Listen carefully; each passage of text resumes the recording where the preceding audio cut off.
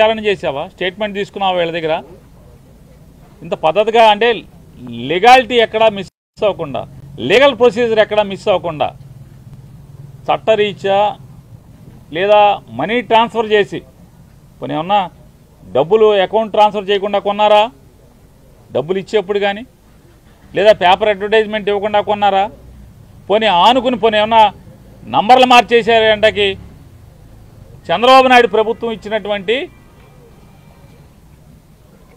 అగ్రిగోల్డ్ ఆస్తులకి ఏమన్నా సరిహద్దులు చేస్తుందా?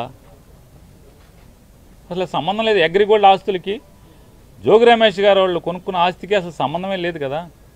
లేని పరిస్థితుల్లో ఇవాళ సిఐడితో అదే ఆగస్టు 2వ తారీఖు ఒక కేసు కట్టించి, ఏసీబీతో ఒక కేసు కట్టించి విచారణకు కూడా కనీసం పిలవకుండా ఏం జరిగింది, నువ్వేం చేశావు, నీ పాత్ర ఏంటనే విచారణ కూడా చేయకుండా జోగి రమేష్ గట్టిగా మాట్లాడాడు, గట్టిగా తిరగబడ్డాడు.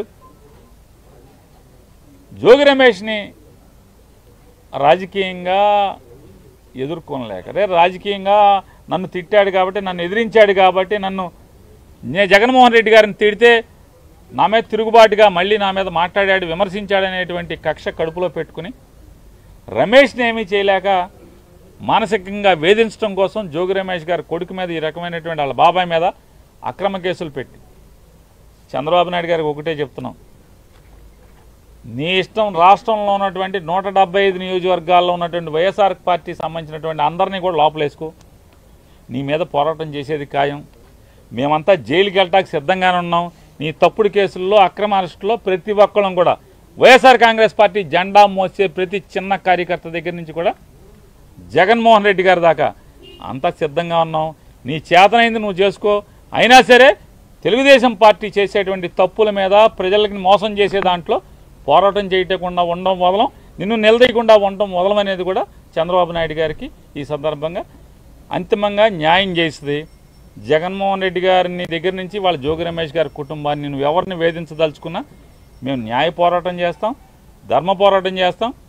ఖచ్చితంగా నీ మీద తిరుగుబాటు చేసి రాజకీయ పోరాటం కూడా చేసి అన్నింటిని కూడా ఎదుర్కొని ఖచ్చితంగా 2029కి మీ ప్రభుత్వాన్ని పడదయటానికి కావాల్సినటువంటి ప్రతి పోరాటాన్ని చేస్తాం.